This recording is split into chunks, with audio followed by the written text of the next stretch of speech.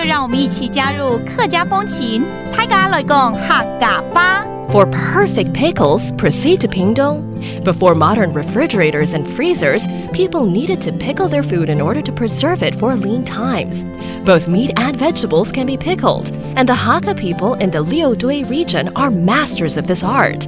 For many Hakka people, a meal is not complete without pickles, and they've even come up with creative ways to elevate foods previously thought of as scraps, such as taro stems and radish shoots. Hey, welcome back to another round of Talk About Hakka on ICRT. Hello， 大家好，我是阿比狗 Leo。Hello， 你好，大家好，我是 Josephine。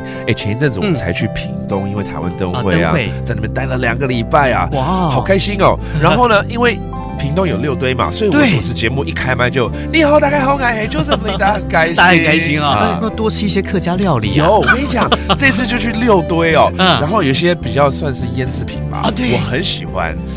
太多了，太多了。酱笋啊，酱笋，还有这个叫破布子啊，蓝布子煮鱼非常好吃啊。对。还有像什么猪胆干哦，没有吃到猪胆跟肝子去腌 ，OK 啊。然后呢，这个咸猪肉不用讲了，你应该常吃的。这个我就有吃到。客家地区这种腌制品真的太多了，像个6堆有白玉萝卜，所以他们的腌萝卜啦，那个萝卜苗啦，也都很好吃。这些客家的腌制品哦，都是在我们盛产的时候呢，有些没办法马上消耗掉的，所以我们就会用一些方法来保存起来。是最常见的方法就是先晒干之后脱水，然后再加上盐巴，加上酱油，经过腌制发酵之后呢，它就产生出很特殊的风味。没错，这很好啊。第一个是为了保存它的这个期限嘛，对不对？对。第二个，真的腌制品啊，如果拿来下饭啊、稀饭啊，哇，超级开胃，好吃。对啊，而且很多像那个什么萝卜干啊，还可以煮汤，也很好喝啊。对，这也是。好像早期我们的做法都会用很多的盐巴，那现在因为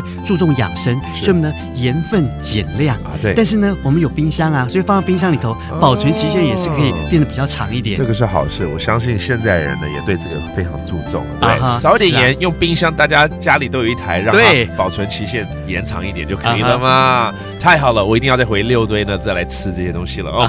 那我们就来教几个单词喽，包括这个 marinate 要腌制，卤，然后 the pickle 酱菜